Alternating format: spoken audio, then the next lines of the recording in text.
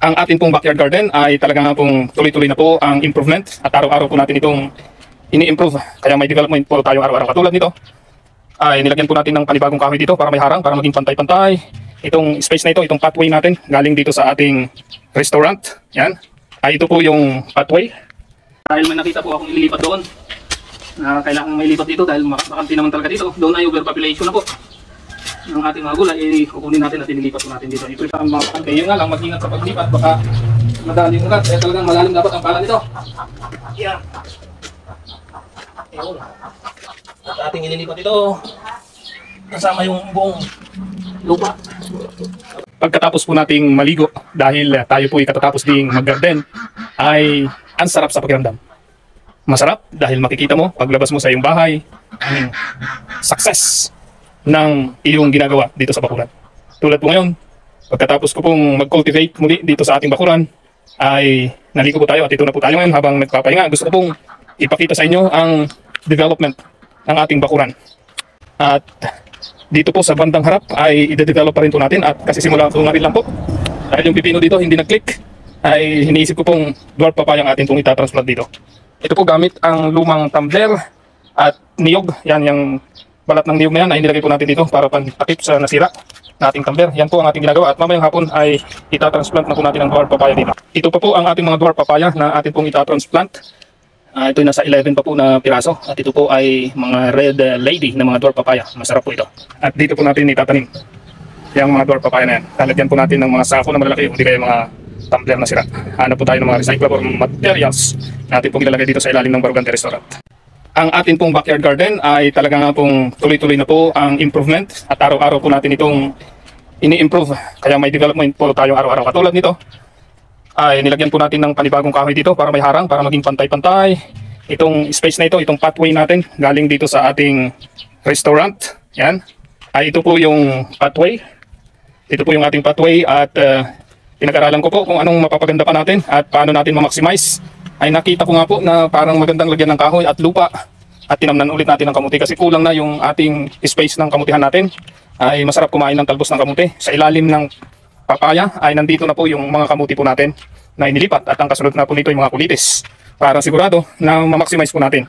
At dito nga po ay atin na pong pinaganda ng pinaganda dito yung dating gumamela ay marami na pong talong at namumulaklak na, namumunga na rin po ang ating mga talong dito. Katulad niyan, yan po ay namumulaklak na. At patuloy nga po nating ini-improve at sa palagay ko po, ito na po yung road to successful backyard garden. Sapagkat araw-araw po tayong nagde-develop dito, araw-araw nating pinagsisikapan na ma-improve ang harap at likod ng ating bakuran. Kaya nga po itong mga ampalaya natin ay patuloy nang lumalaki.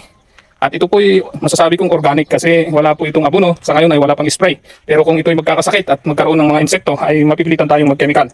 Ito pong mga talong na ito ay kinumpleto po natin. Ito po ay bagong lipat po natin. At dito naman po ay nandito po yung mga bagong transfer natin ng mga okra at talong. Yung iba dito ay matagal na pero yung iba kasi ay nagkamatayan. Kaya ating pinalitan ulit at hindi tayo sumusuko. Magkamatayan man yung iba ay tuloy-tuloy lang. Mag-transplant ng mag-transplant, magtanim ng magtanim, makalusot yung makalusot. Katulad po dito ay atin din pong inayos at ngayon nga po ay ganyan na po ang itsura nila. At itong mga sitaw natin dito ay patuloy ng tumutubo. Nakadalawang beses na tayo nagtanim dito.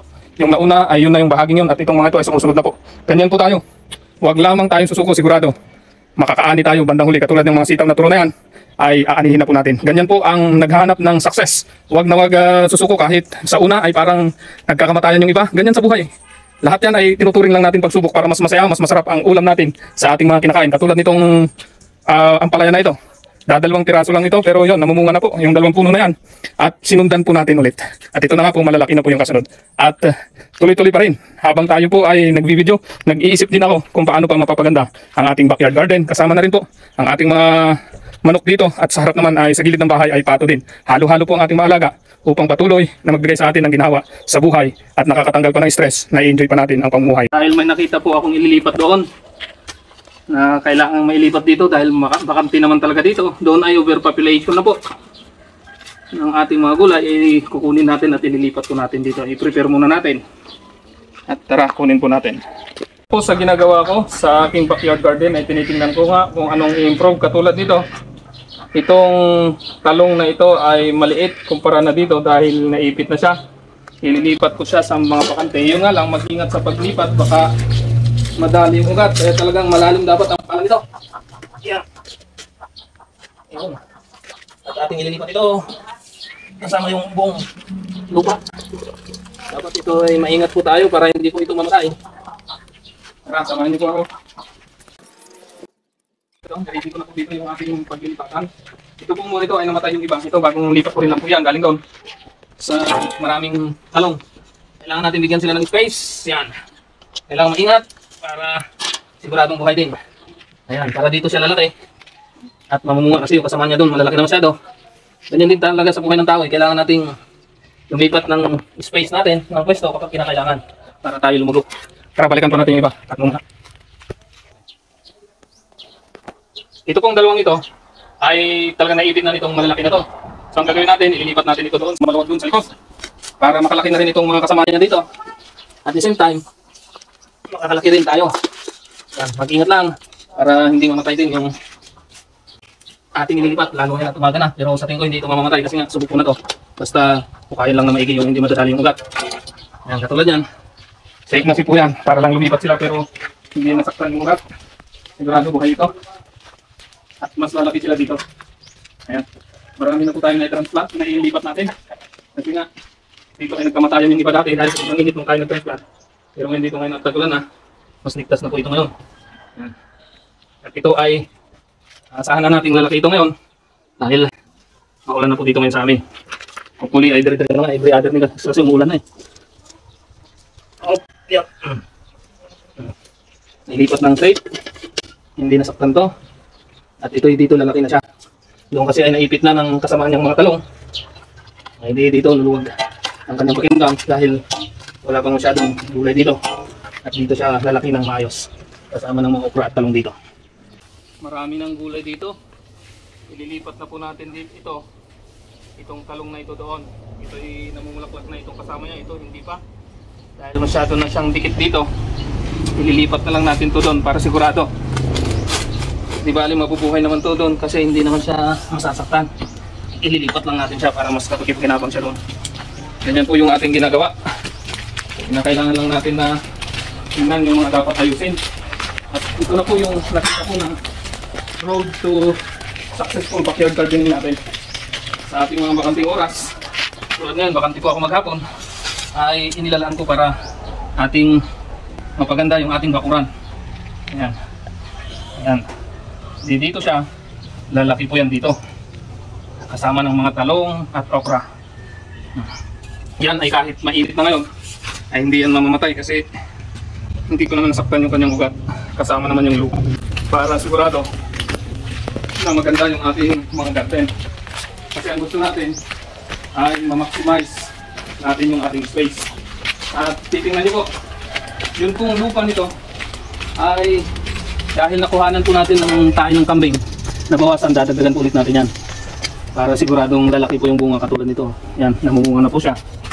Dito po kanina ay nakuhanan din natin to. Lalagyan ulit natin dito ng lupa. Napakanti na po yan. May talong po yan kanina. Ay tinanggal na po natin. Ayan. Tingnan nyo po. Ayun. At hali po kayo, tingnan nyo po yung aking nakatapos din ginawa. Ito po ay para ma-maximize natin yung space.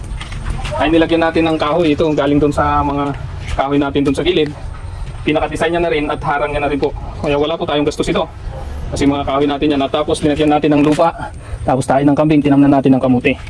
Para yung kamuti dyan dito, tingnan nyo, pagitan ng mga papaya ay may mga kamuti. At hindi po natin to masyadong pahabain. Ang gagawin ko po dyan, laging titriman, laging tatanggalan ng talbos kasi pagtalbusan po yan.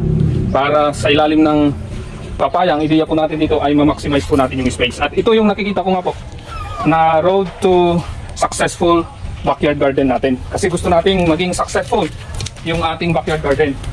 At itong dwarf papaya na ito po yung last nating punla. Ay hanapan ko po ng pagtataniman. Kasi pinag-aaralan ko po kung saan ko ilalagay ito. Dahil dito ay marami na po ditong dwarf papaya. Ito po, dwarf papaya po yung mga yan. Dwarf papaya, dwarf papaya. Marami po tayong dwarf papaya dito. At kasama po ng mga okra dito. Kaya talagang maximize po talaga natin yung space. At alam ko po na ito na yung road to successful backyard garden. Dahil ito ay ating pinag-iisipang magandahin at kung ano ang ating magandang gagawin. Bakit kailangan mong mag-subscribe sa channel mo to? Ang channel mo to ay nagsishare ng mga video tungkol sa pakikipagsapalaran sa buhay. Kaya channel mo to dahil ito ay para sa iyo upang makarelate ka na hindi ka nag-iisa kapag may problema ka. Dahil may mapapanood ka dito ng mga video na nagpapakita na may problema ang bawat tao.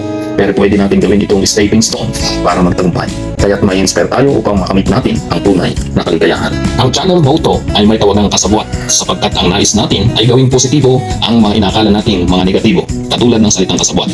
Pangkaraniwang ginagamit sa negatibong sabwatan. Pero hinikayat ko po kayo na tayo ay magsabwatan upang patuloy na umunlad ang ating buhay.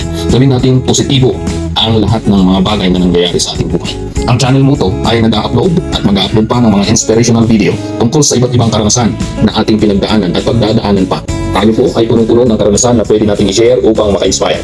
Ang channel mo to ay one-man channel. Ako po si Noriel Felipe ang nagpapatakbo nito. Bagaman maliit na channel na ito, pero ipinapangako ko sa iyo, ang maliit na inakala mong hindi mahalaga, ito po ay napakahalaga upang ikaw ay ma-inspire na katulad ko. Ipinanganak ako na mahirap pero nagsikap. Nag-aral sa iba't ibang paaralan katulad ng University of the Philippines or UP at sa Adventist University of the Philippines AUP upang lalo nating mapaunlad ang ating kaalaman. Nag-seminar din po tayo sa iba't ibang lugar katulad ng mga karanasan natin sa Department of Education at tayo rin ay nag-seminar sa iba't ibang bansa. Nagturo sa Department of Education at nagturo rin sa Macau, China. Ang mga karanasan na ating pinagdaanan ay humubog sa atin upang maging inspirado tayo at lalo naman tayong makaka-inspire ng mas maraming tao. Nagnegosyo po tayo sa iba't ibang larangan katulad ng buy and sell ng hayop, restaurant, at maging ang backyard garden ay ating pinagkakakitaan. Marami pa po tayong ibang mga pinasok na pwedeng magkakitaan. Pumasok din tayo bilang administrative assistant sa barangay hall ng San Agustin. Lahat ay ating gagawin upang maging masaya at makapagpasaya sa ibang mga tao. Nais ko pong i-share sa inyo ang mahalagang pangyayari na pwede tayong makarelate. Kaya't kasabwat, ano pa ang hinihintay mo? Please subscribe. Sikapin nating magkipagsabwatan sa iba't ibang subscriber at viewer ng channel mo to upang lahat tayo ay sabay-sabay na umasenso.